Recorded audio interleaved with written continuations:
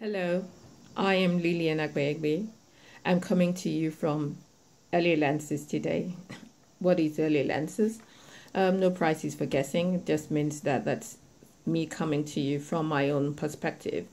I'm looking at issues from my own lenses. What that means is that some of the things I have to say, you'll agree with. Some of them you'll be like, what on earth is she talking about? And that's perfectly fine. That's why I'm calling LA Lenses, just to let you know that I'm looking at issues from my own perspective. And today I wanted to come to you with an intimate partner violence issue, domestic violence basically. Some people use domestic violence, some of us use intimate partner violence. Most of the time we're talking about the same thing. Domestic violence is sort of shifted from that nomenclature basically because people tend to think that the people involved needed to be together living in a domestic situation, but we've come to realize that it's intimate partner violence. The underlying thing is that people are currently or former partners, and they may be living together at the time of the event. They may not be living together. So we wanted to remove the isolation of the fact that they have to be living together for something to occur, to just say no. The main thing is that they have to have been intimate partners, current or former intimate partners. Those of you who know me well know that I have been working in the field of domestic violence for some time now. I have a non-profit organization, The Rest of Our Life. We do domestic violence education and awareness here in Maryland, where I live. And The Rest of Our Life is a member organization of the Howard County Coalition to End Intimate Partner Violence. I sit on the board of the Heart Healer Foundation. It's a foundation, a non-profit organization that works on social issues, including domestic violence. I also sit on the board of Court Watch Montgomery County.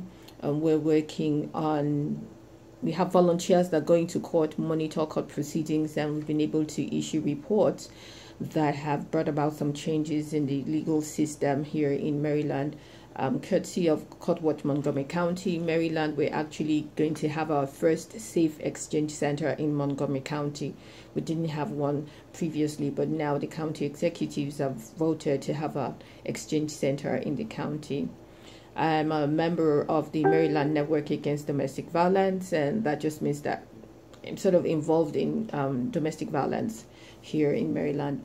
I wanted to talk today because recently there was something, I think a couple of days ago, I saw something online and I'm just going to read it. It's about Dr. Lulu Akonde, Lagos State Commissioner for Women Affairs and Poverty Alleviation, who was represented at an event, and the person that was representing her the event said, according to her, negligence, sophistication, misguided utterances, infidelity, abusive words, and gullibility on the part of women are factors that drive domestic violence.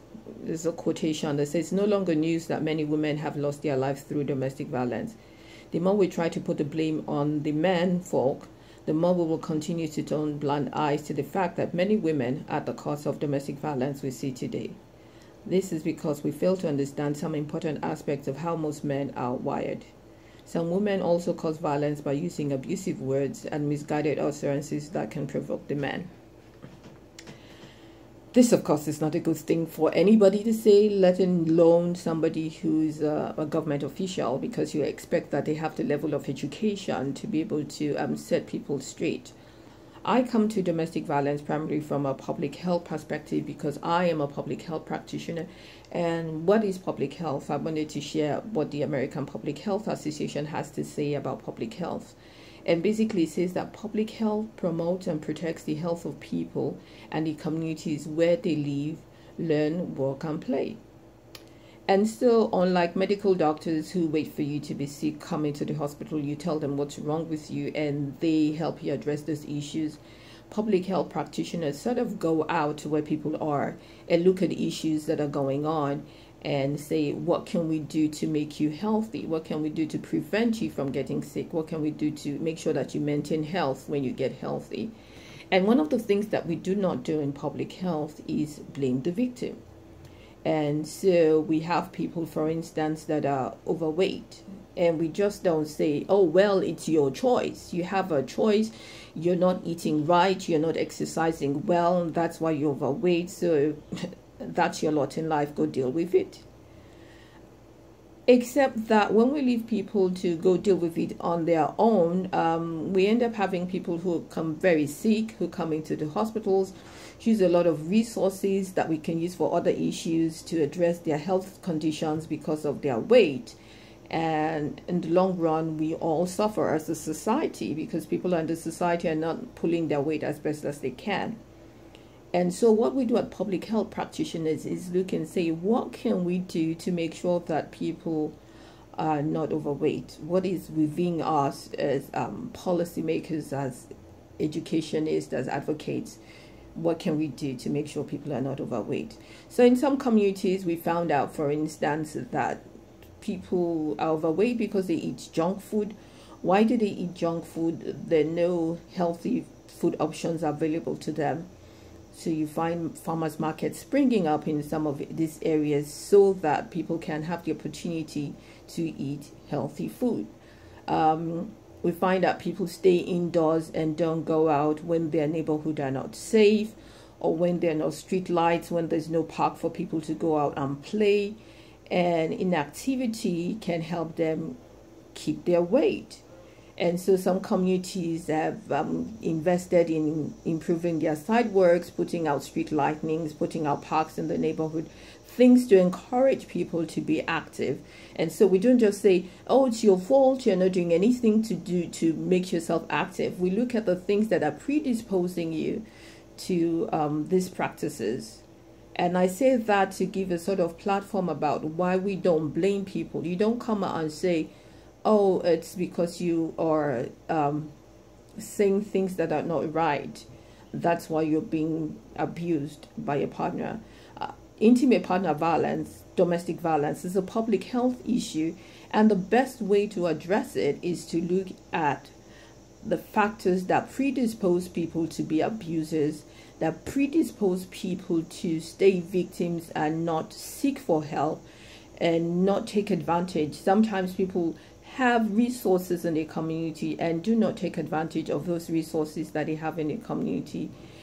And so one of the ways in which we respond to domestic violence, intimate partner violence, is through the social ecological model intervention. And what does that mean? That basically means that we don't focus on the individuals. We do not focus on the abuser and say, okay, you are the abuser, and so when we work with you, we're going to end domestic violence. It's not going to work. We don't focus on the victim and say, when we work with you and we do everything right with you, we're going to end domestic violence. It's not going to work.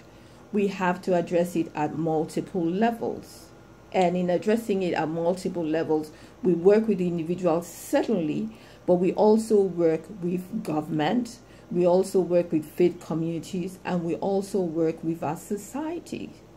So when next I come to you for LA Lenses, I'm going to be taking issues on looking at these levels of intervention and saying, what are we doing? But primarily, I just wanted to say that blaming the victim, our primary concern is to make sure that these things don't happen. And what does the science tell us about blaming the victim in outcome? Have we had any success? Do you have a favorable outcome when you have blamed women and say you are the person who's causing yourself to be abused? Has that resulted in any reduction of domestic violence cases, domestic violence incidents? If that has happened, then there might be some basis for using that approach. But when you think that there has not been any favorable outcome using that method, then you understand that it's important to go back to the drawing board and say, my goal is to reduce or eliminate intimate partner violence, domestic violence. What can I do to make that stop? And if this is not contributing any way towards you making that stop, then it becomes important for you to begin to examine other options that can result in reducing or eliminating domestic violence. There's a lot of blaming the victims, not so much of saying you're the person who caused it to happen to you, but there's also blaming the victim and saying, why don't you leave?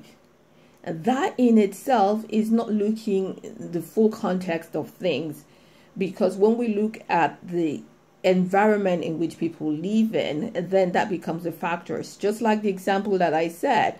If we create an environment for people to go out and exercise, for people to have healthy options of food to eat, then they are less likely to become obese.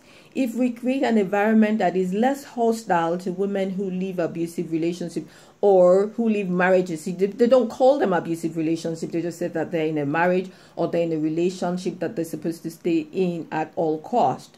If we as a society promote an environment that is more receptive of people who live in those sort of situations, then I tell you that we have found from the literature, this is evidence-based, that people will be less likely to stay when they know that they can get the favorable societal response. Coming out today for the first time, so I don't want to go overboard, but I want to talk about these issues going forward and looking really at our public health response and how we in our individual corners can contribute to ending domestic violence. Our motto on the rest of our life is putting you on call to end domestic violence. And why do we put you on call? Basically, for people who are familiar with the doctors being on call or somebody being on call, is that you are available to respond at any time, which means that you don't get noticed. Sometimes something just comes up and they just call you in and they say, come and respond to the issue. And so at the rest of life, we come out and we'll put people on call when we say, you don't have to be professional, you don't have to be chief executive or whatever in your own little corner, because our belief, we work with the socio-ecological model intervention, and our belief is that everybody has a role to play in ending domestic violence. So you actually have a role to play in ending domestic violence. We're putting you on call. We ask you to challenge an abusive behavior anytime you see one. We ask you to advocate for changes, either, funding, legal, whatever changes that can be made in your community. We ask you to advocate for changes. We ask you to lend support to survivors. It doesn't do well for somebody to have survived an abuse and then you are putting pressure on that person. Instead, what you should do is lend support to the survivors. And we ask you to listen, to actually listen to what people are saying. Sometimes if you listen, you will actually find out that you're able to understand, and you find that there's really no reason to continue to re-victimize the victim. So I'm going to end up putting you on call to end domestic violence. Go out there, be very attentive, challenge abusive behaviors, listen, advocate for change in any way that you're doing, and please, whatever you do, try not to blame the domestic violence victim. Thank you, and I'll talk to you soon. Bye.